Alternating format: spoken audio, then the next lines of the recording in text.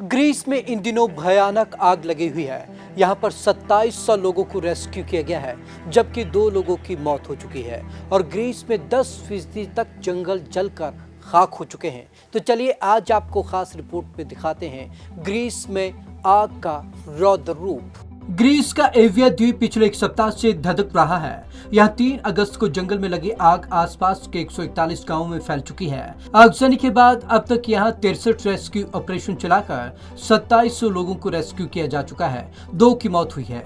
मरने वालों में एक बुलडोजर ड्राइवर शामिल है। 2 के वॉलंटियर्स की हालत अभी भी नाजुक बनी हुई है।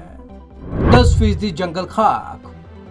आग की भयावहता का अंदाजा इसी बात से लगाया जा सकता है कि आग से ग्रीस का 10% जंगल खाक हो गया।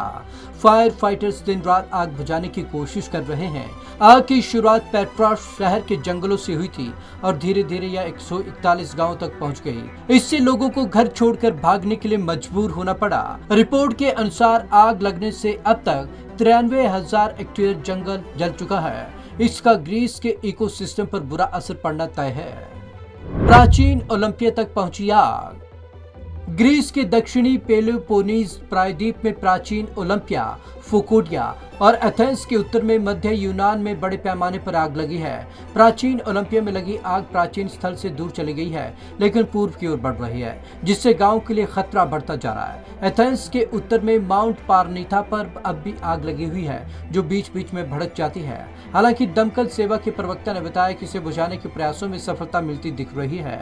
नागरिक सुरक्षा उप मंत्री निकोस हाडालियास ने बताया कि दल कर्मियों को उम्मीद है कि वे जल्द ही आग पर काबू पा लेंगे। 45 डिग्री तक पहुंचा तापमान। ग्रीस इस समय यूरोप का सबसे गर्म देश बन गया है। यहाँ हीट वेव चल रही है। हाल ही में ये तापमान 45 डिग्री सेल्सियस पर पहुंच गया। ये पिछले 3 दशक की सबसे भीषण हीट वेव है। इससे पहले इतनी गर्मी 1987 में पड़ी थी। उस समय हीट वेव से 1000 लोगों की मौत हुई थी। मदद के लिए आगे आए यूरोपीय देश। ग्रीस में अग्निकांड के कारण हुए नुकसान से उबरने के लिए यूरोप के कई देश मदद के लिए आगे आए।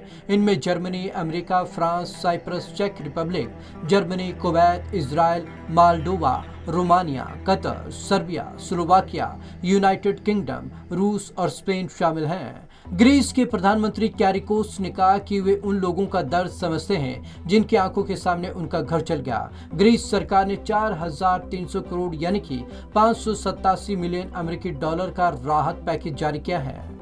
आग के कारणों की जांच जारी। आग लगने के कारणों का पता लगाने के लिए जांच की जा रही है। शुक्रवार को ग्रेटर एथेंस इलाके, मध्य एवं दक्षिणी यूनान में 3 लोगों को 2 मामलों में जानबूझकर आग लगाने के संदेह में गिरफ्तार किया गया है। वहीं 47 वर्षीय यूनानी व्यक्ति को शनिवार दोपहर को एथेंस के उपनगर पेट्रोउपोली से गिरफ्तार किया गया। ग्रीस और यूरोपीय अधिकारियों ने दक्षिण यूरोप से लेकर दक्षिण इटली और तुर्की तक जंगलों में बड़े पैमाने पर लगी आग के पीछे जलवायु परिवर्तन को जिम्मेदार ठहराया है। Bureau report, Punjab Kesari TV. अब पुलिस और निजी जांच एजेंसियां ये खोज करने में लगी हैं कि आग किन वजह से लगी है। इसको लेकर कई जगह पर लोगों की गिरफ्तारियां भी हो रही हैं, लेकिन सवाल ये उठ रहा है कि आखिरकार इतना बड़ा नुकसान आग कर चुकी है, उसकी भरपाई कौन करेगा। तो आज की इस खास रिपोर्ट में बस इतना ही। विवेक शर्मा को दीजिए इजाजत। नमस्कार।